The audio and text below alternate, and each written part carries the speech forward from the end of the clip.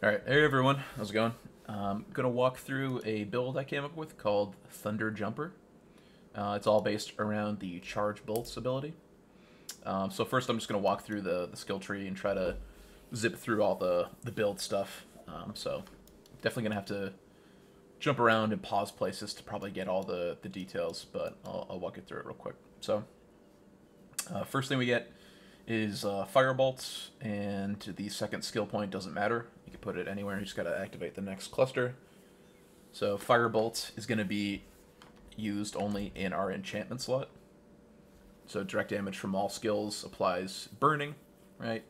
If you've looked up any guides for Sorc, pretty much every single build needs to use this if you want to do a lot of damage, competitive damage. And we'll talk a little bit about that, like in the Paragon board and in the skill tree as well. All right, so that's that. Next, we're in the core skills.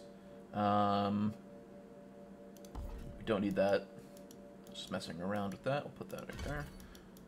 All right. We want Devastation to access Elemental Dominance. Gives a boost to our core skills. Next, we max Charge Bolt. We get the secondary enhancements here. So this one's important. Hitting an enemy at least 3 times with the same charge, or cast rather, of Charge Bolts releases a Lightning Nova. That Lightning Nova does a good amount of damage. We're actually going to be barrel stuffing pretty much every single enemy we attack. So this is almost always going to trigger. And then this is just a basically flat damage increase to stun enemies. And as you'll see in this build is a stun-based build, and to some extent a freezing-based build too, which, once again, pretty much every Sorc build kind of has to use Frost Nova, as it's the only way to apply vulnerability, at least reliably, and to multiple monsters at once. Alright, next. Defensives, it's going to be a 4 defensive build, like pretty much most every Sorc build. Flame Shield, 1 point.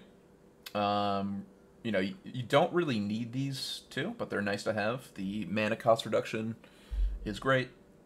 Teleport, we're going to want the decreased cooldown, and we're going to get the damage reduction. As you're going to see in this build, the reason I call it Thunder Jumper is because we're teleporting like constantly.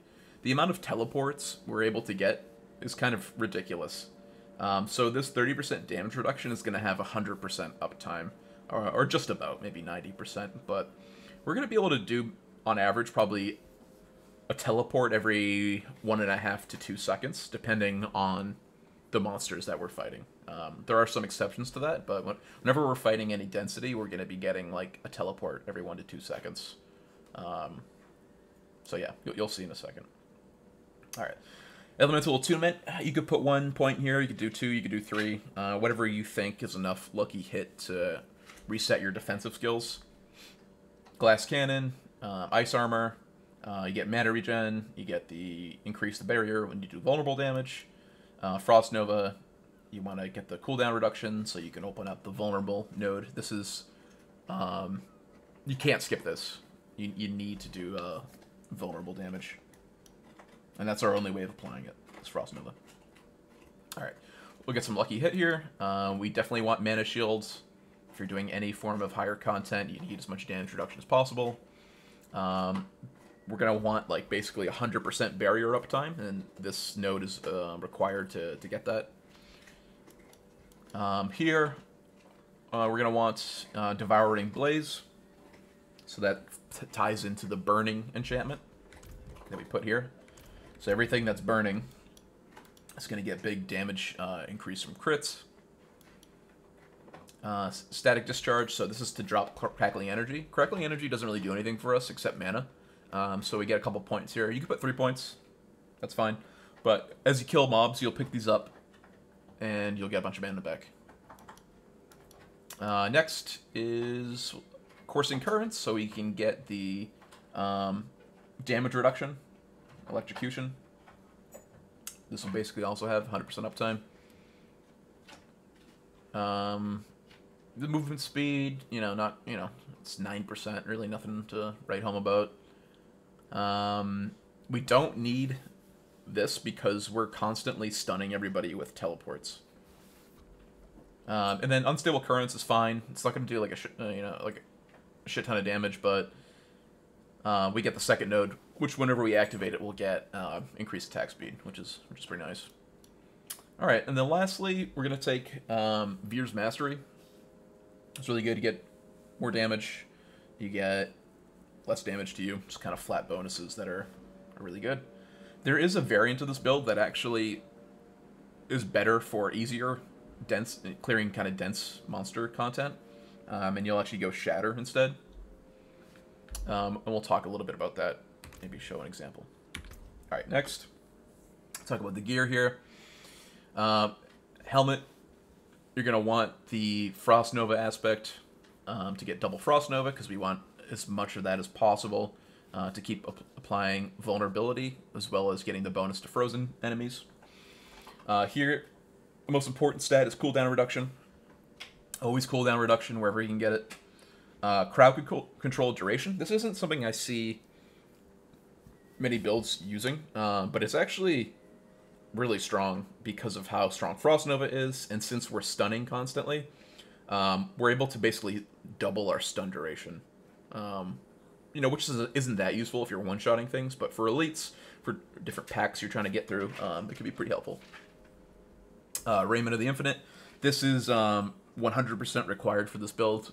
It's because of the special unique bonus. Whenever you teleport on enemies, they're stunned. Since it's a stun-based build, and we're applying all of our stuns by basically what feels like infinite teleports.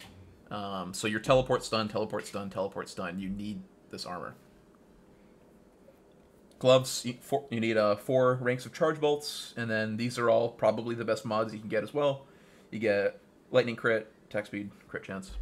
And then I put the crit chance mana aspect on my gloves instead of my amulet, because a lot of the time we'll actually be below 100 mana.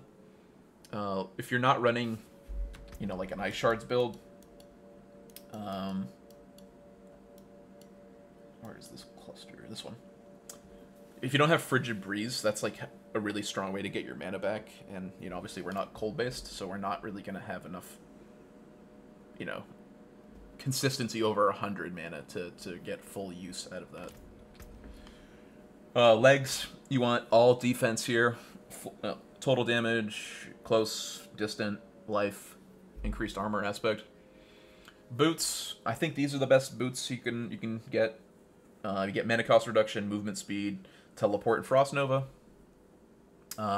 This is the best imprint for the boots, in my opinion, because you get increased crowd control duration. And then you get the extra damage when enemies are unstoppable. So if you don't kill them during a stun, you don't kill them during when they're frozen, you get a nice boost there. Weapon, 859 power, decent weapon here. Put intelligence, crit damage, vulnerable damage, all stats.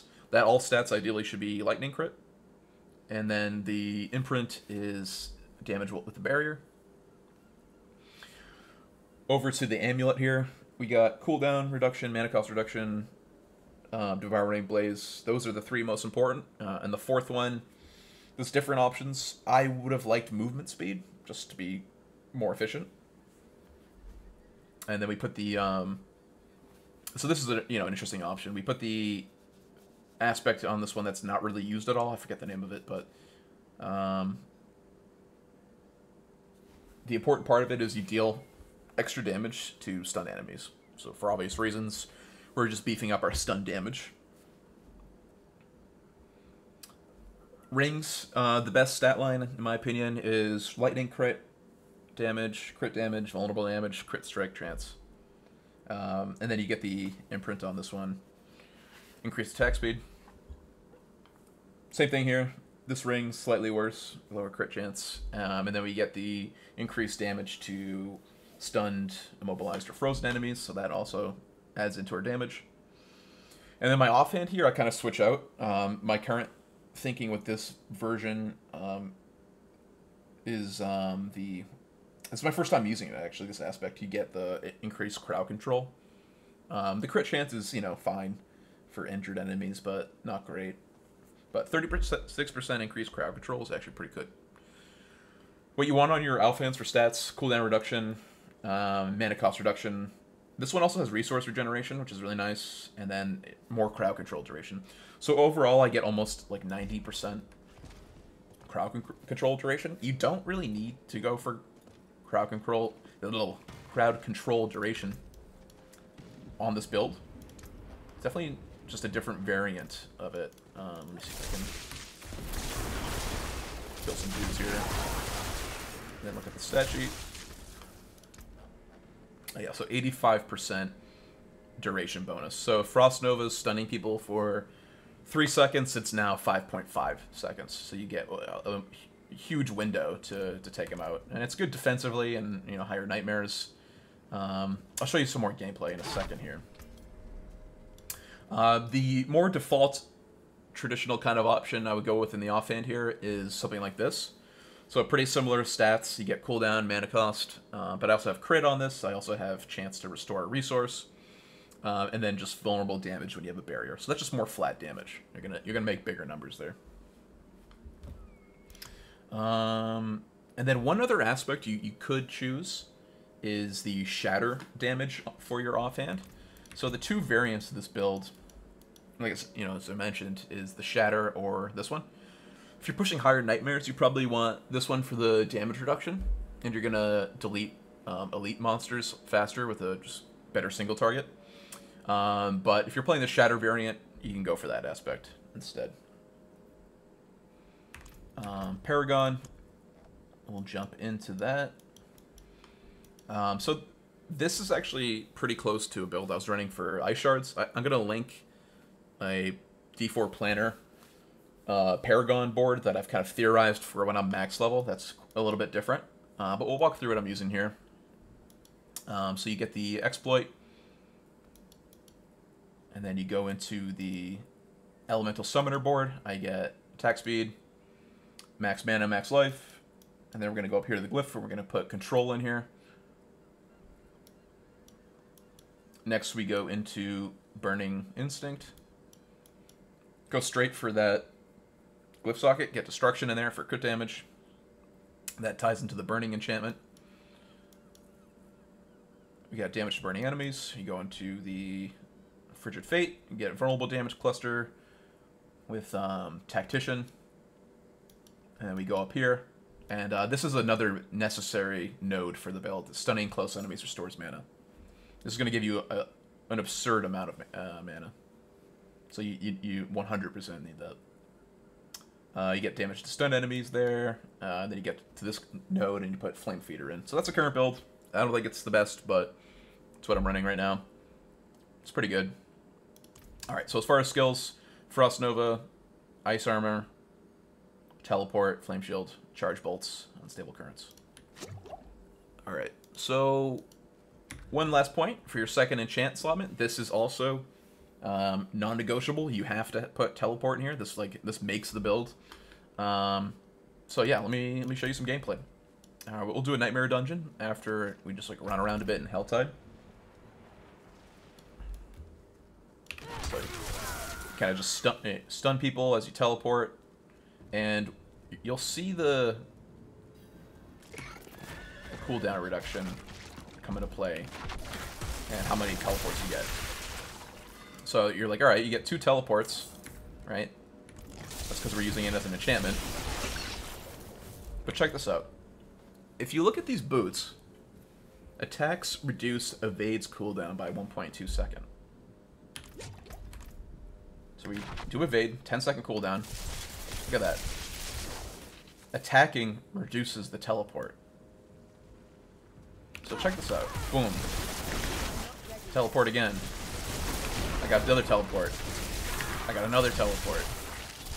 Right? I got another teleport. Another teleport.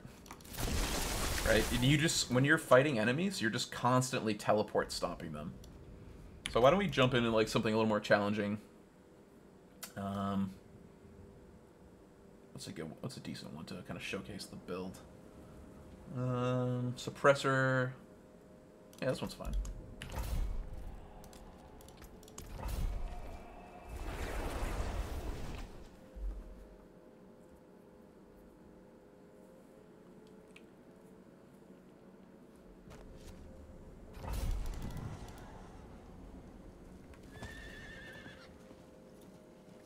Not while I'm in town.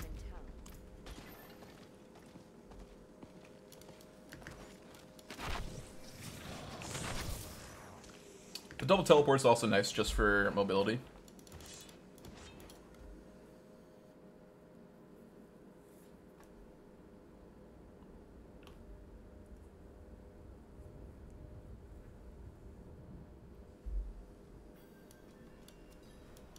All right.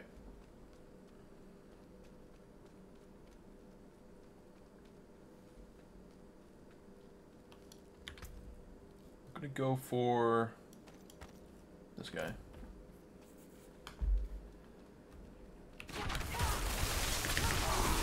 Teleport's done.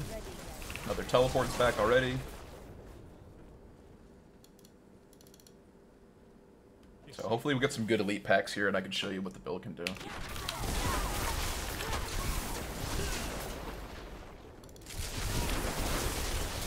So if you're not attacking a stunned and or frozen and or vulnerable enemy, you don't do like any damage at this point, right? But if you add them all together, see I just like one-shot that guy, doing, you know, crits of like 800,000 or 700,000. Does good damage.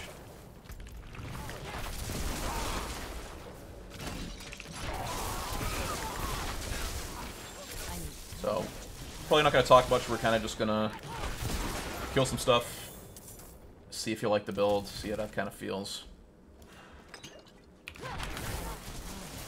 These guys have damage resistance, but it's not a problem.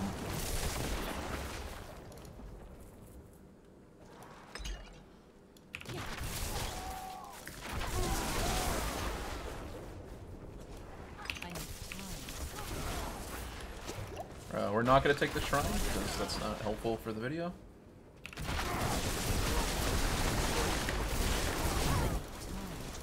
The damage resistance guys kind of make the build seem a little weaker than it actually is. But that's fine. You keep an eye out whenever I teleport on enemies, how much my mana gets back. That's that legendary node. And just like, look how many teleports we're getting. Keep an eye on the cooldown. My skill bars. It's ridiculous.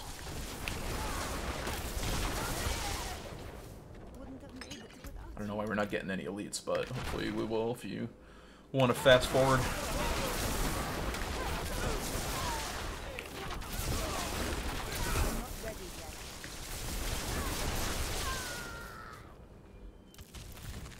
So it's kind of a melee build. You know, you'll see now why I call it Thunder Jumper.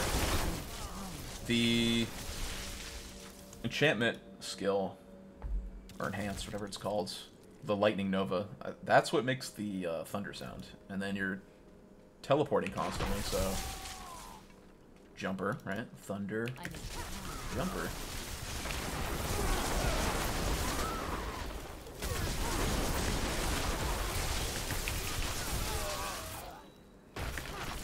I got really bored of ice shards, so I just kind of was screwing around, and this is pretty fun. I'm a long-time Diablo 2 player, and if you know anything about that game, so it's like teleport, teleport, teleport. So, kind of trying to make that work in Diablo 4, I guess. Okay, but just like absolutely destroying those elites.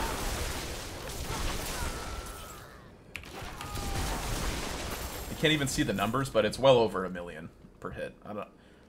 I think it's like adding up each charge bolt. There's 5 of them, so I think one of the numbers is like adding them all together if you're barrel stuffing, and then there's like a lightning nova. But I don't know. I'm hitting like well over 1 million. Maybe it's a couple million. I can't really tell what the game is showing me, to be honest. But let's go ahead and finish this this dungeon. This is why I need movement speed on my amulet. Just like running around like this.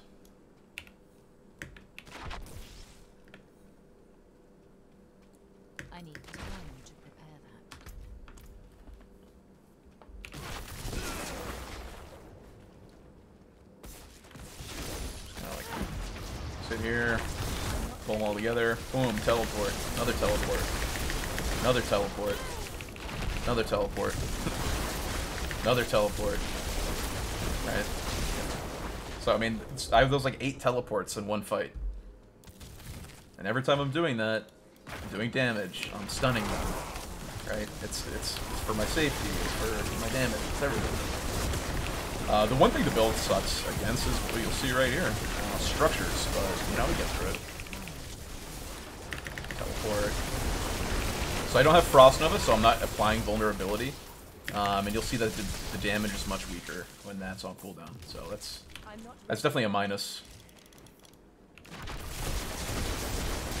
So that's no Frost Nova. Takes, you know, a few hits there. Let's swap that out. Or, yeah, why don't we do a little Shatter?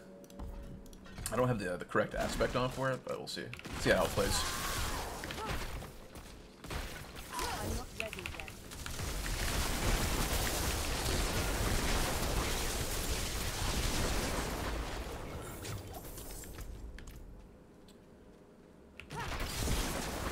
And telestopping one enemy's fine, because, like, we get so much teleport.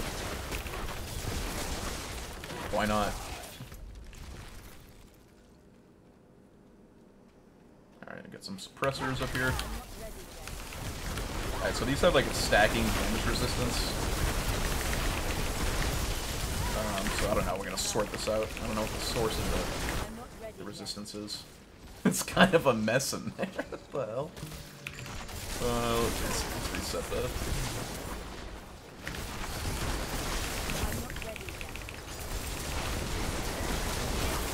Alright, there we go. Get some juice on that one. Let's wait for a Frost Nova. Alright, dead. One thing to keep in mind is you can't just cast Frost Nova like I did there. You have to first teleport to get your stun. And then Frost Nova, because we're going to get a bonus from Vulnerable, Frozen, and Stunned. So if you're missing one of those, you're not going to be seeing as much damage. So if they're Frozen, and they're not stunned, stun it. Yeah, so the structure is just giving us a tough time. Some mana here. Alright, there we go. Dead. Frost Nova's on cooldown, so we have no vulnerable damage, so we're kind of just like, you know, chilling a little bit. So, you know, the build has drawbacks, for sure. And I'm dead. So, in situations like that, the mob becomes, like, unstoppable. You can just kind of chill out a little bit. I was kind of just sitting there like an idiot. But yeah, just wait for the Frost Nova. You'll, like, two-shot him. Get some unstable currents going. Stunned. Alright, Stunned is over. Bring these up.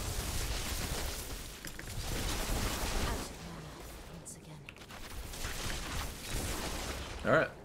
That's pretty much the gameplay.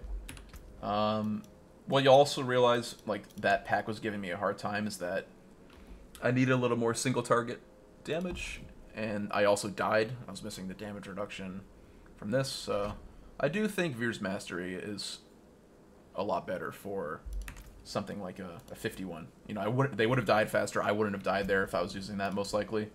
But if you're doing easy content, you could go for, like, that Shatter route instead.